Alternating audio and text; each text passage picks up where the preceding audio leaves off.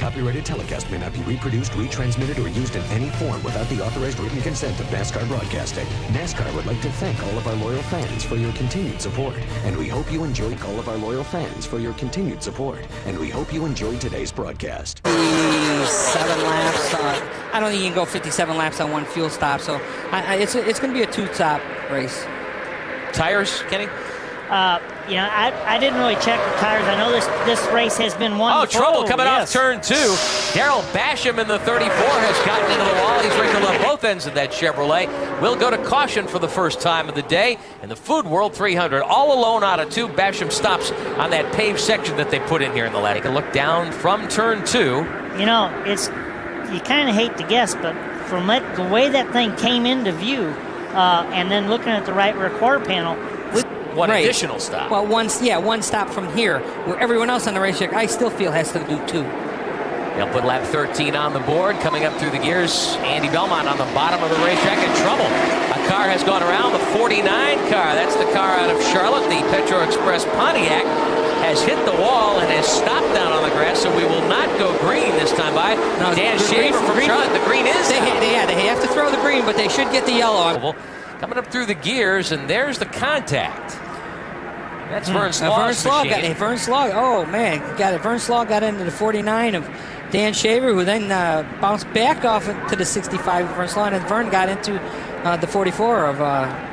As the field came through the trial, well, Keith Seeger's on the high side here, and Michael Verger's driving your car. Michael Verger's was a little over-aggressive and running the back of Chase, and we were involved. Chase was committed. He was one commit, but boy, I hated that for him. But it's restarts. You wouldn't think they'd be that complicated, but it's just everybody's ready to go. You kind of hang back a little bit.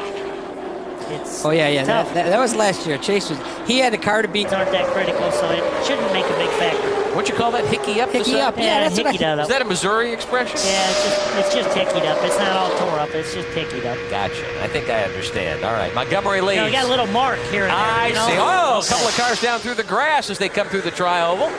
Plowing up some of the grass. That's the 80 car, Stan Hoover's Ford. That's Rick McMillian from Virginia. He gets it back up on the banking. Jason Jarrett comes down pit road. Let's take a look from Frank Kimmel's vantage point. A little skirmish here in the tri-oval. 4 wide. Oh, yeah. They're beating and banging, all right. That's Benning, I think, that was crossed up there. The car's not too tight. Because as you get around... Oh, trouble. Mark Gibson in the wall. That's the 59 car. He has gotten in the wall up in turn 4 from the look of things. And we will go to yellow once again. The caution is waving on the speedway. Gibson and Bobby Gerhardt, who started on the front row alongside pole sitter Kyle Busch. A Core Mechanical Pontiac out of Pennsylvania. Team, they're in trouble as well. Take a look through 3 here. Oh, hard to see already. Gerhardt's already spinning, and Mark was inside of him. So Brian Cons was on the bottom of the track. He was crossed up when they went through our frame there. Gerhardt was sideways, and Mark Gibson piled into him when they held him on pit road. Here's Higgins in the 9 trying to race by the 44 car, Brent Sherman. Leaders are in turn 1. 3 wide for position further back in the field. Higgins in the 9 being shown back in 11th. Sherman in 10th. Weaver there in 12th position. There's the Ditech.com car, the 87. Kyle Busch back in 18th last time by. With so many caution periods, there's Kimmel in the 46. Up in the 15th spot. The pack has been shuffled several times. Whoa! Oh, Keith Seeger, last year's winner. Big spin, go to the wall. He gets hit. Oh! Several cars. Higgins is involved. Boris Sett in the 99 is involved. Looks like Kyle Busch is in the middle of that one in the 87. Several cars bounce off the inside retaining wall. Several cars involved. You've got 6 or 7 cars in that wreck coming off turn 4. Boris Sett in the Pontiac there. Matt Higgins in the 9. Ken Weaver's involved. Frank Kimmel got through safely. We'll be right back to sort it out. This is a big crash. Watch Keith Seeger's in the yellow 04 car. Oh, I think he got a flat. You see the car wiggle first? They don't just spin like that by themselves. Right. Boris was first on the scene. These boys, they got nowhere to go. There's nowhere to go. All you do now is you hope that you're trying to steer. Oh, and then Shelby Howard gets involved in it. Shelby got a good job of getting it turned back to the right so he didn't hit as hard on the left. Welcome back on speed. Paul Menard continues to lead, gunning for his first Super Speedway win, first win in the Arca Remax Series. But Bob Dillner, is there an issue with fuel for the 2016? Well, there is a little bit of a question mark for Paul Menard down here. In fact, the crew is holding a can of ether just in case they do have to come down pit road after they ran out of fuel, and they would be able to shoot that ether into the carburetor. But there is a question. I talked to Andy Petrie, and he says, man, we're going to be so close, we may run out of fuel on the backstretch after the checkered flag.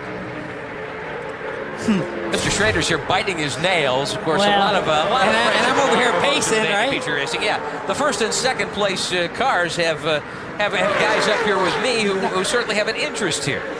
You're committed, Bill Venturini. Your car's in second spot. Well, it's not in my hands. It's in Billy Venturini's hands right now, and his and Paul Menard's and Tony Avi's and Frank Kimmel's, I think. Kimmel up to fourth. Great run for that team as they bid for a title. Points as they run right now. Jason Jarrett back in 15th. Remember that Kimmel needed to gain about 100 points here today to lock up the title. Right now he would gain about 55. So with Charlotte, South Boston still to come, the championship would not officially be in Frank Kimmel's hands, although he certainly has a substantial lead. If he makes Charlotte and makes South Boston, he will win his 5th Arca Remax championship. See, the bad part about this whole deal is that we've got 6 laps to go, and this could be shuffled around. Well, the 4 elite cars have broken away. 5th is Christy Passmore right now. 6th is Eversole. Mert is 7th. Thompson is 8th. Then you've got a couple of other cars further back in 9th and 10th. So the top 4, I think, are going to settle this. What do you think? I believe it's going to be the top 4 for sure, but I think one of the reasons you see that Bill and I may be a little more nervous, not as much that it's that car that we got a connection with, it's just that we're both big-time loyal fans of the Arca Series, and it's been a good race, and we wanted to see go 5 more laps and be a good, clean I want this race. That's what we want. And believe me, if Billy Venturini finishes second, I'd be happy right now. Of course you would, but you wouldn't be if you finished 8th. So what I was saying, was we just want to see keep going a good race like it has been. Still Menard out in front, Venturini second, Ave and Kimmel. The top 4 starting to break away, Bob Dillner. Paul Menard is not saying much on the radio. He is trying to concentrate, but his car owner, Andy Petrie, is. He keeps on reminding Paul, who is running his first race here at Talladega, stay on the bottom, protect that bottom. Don't let Billy Venturini go to the inside. Now, we see guys pass up high, but do you have to be at the bottom here? No, well, I've noticed Billy's been able to pass up high, and we worked on that in practice, but I don't think he can pass Paul Menard up high without help. And what'll happen is if Billy goes to the top, the third place car, instead of thinking, his concern isn't, hey, let me make sure Billy wins this race. His concern is, hey, Billy's up, let me try to get second. So right. That's what you got to remember. Yeah, see, he's not going to try and help push Billy past the lead car Menard, because then he's going to still finish third. Yeah, he'll try to capitalize. He'll try to capitalize on a move Billy is going to make. 3 to go this time by. An update from the Infield Care Center. That big wreck about 30 laps ago. Keith Seegers and Ken Weaver are awake and alert. They have been transported for observation to local Birmingham area hospitals. Certainly good news. That was a violent hit. Leaders in lap traffic now, and this certainly could play a part in what happens in the final couple of laps. Big part. And Billy's really up high right now. Tony Ave taking a look. Yeah, third in that yellow but 66. See if he's got a chance to sneak by. Kimmel there in 4th spot, and it looks like Mark Thompson in the 48. No, that is not Thompson. He is not up with the leaders. Christy Passmore is shown in 5th spot. There goes the 80 car of McMillian from Virginia down the bottom. He was several laps down, and Stan Hoover's car. See, that lap car 21 of Todd Bosworth was perfect for Paul Menard. What he did was he used him as a pick, and then as soon as he got by him, he dropped down underneath him, which would hang Billy out to dry. Venturini takes a look on Paul Menard through the tri-oval. 2 laps to go, 2 to go at Talladega Superspeedway. Just over 5 miles to settle it. Climb on board with the champion Kimmel, who rides 4th. It's Ave directly ahead of the 66. Venturini is 2nd. Your leader is Paul Menard, who took over when Chase Montgomery had his problems and has led since then. Venturini takes a look to the bottom down the backstretch.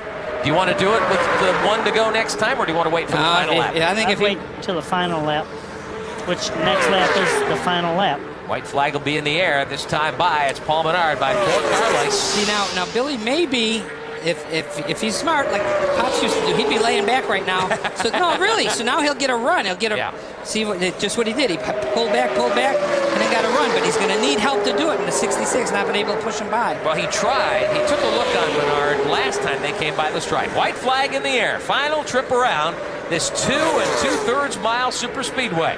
Frank Kimmel goes looking for a place to run up high. Billy Venturini is second behind Paul Menard. Tony Ave, third spot, just his second Arca Remax Series start, second on the Speedway, first time ever at Talladega for Ave. Well, this is not what you don't want to try and go high. You want to try and go underneath him is what you want to do. Is he faking high? I don't know. Yeah, I think so. Right now, I mean, it's going to be tough unless there's a fuel issue. But boy, I mean, those guys have all done an excellent job, but it's not quite over yet. Through the tri-oval. Just getting to the point of the tri-oval right now. A couple of 100 yards to go at Talladega in the Arca Remax Series. And Paul Menard comes home the winner in the 26 for Andy Petrie Racing and Menards. Second spot to Billy Venturini. Third spot to the 66 and Tony Ave. Great run for that team. Fourth to champion Frank Kimmel. Fifth to Christy Passmore. Sixth is Mark Thompson. Rookie Bill Ebersole is seventh. Eighth to Keith Mert. Great run for the 19 team. C.W. Smith comes home ninth in the 42, and Greg Sark in the 38. Can I take a breath? Okay. Nice now. I'm going to take a big, deep breath right now. I got to tell you, I'm sorry, folks, but yeah, I was a little nervous up here. Good run for everybody. 2 young drivers, both searching for their first career wins. Paul Menard comes up the winner. What does that mean to Andy Petrie Racing, Kendrick? Well, I mean, Andy, felt so bad about the car being low going through tech the other day, and they've worked hard to put a full program together for next year, and they just bounced back and got it done. And a win in the Food World 300 certainly helps that effort. Paul Menard waving to the fans. Great run for Venturini Motorsports. Billy Venturini comes home second. We'll have the stories when we continue. This copyrighted telecast may not be reproduced, retransmitted, or used in any form without the authorized written consent of NASCAR Broadcasting. NASCAR would like to thank all of our loyal fans for your continued support, and we hope you enjoyed today's broadcast.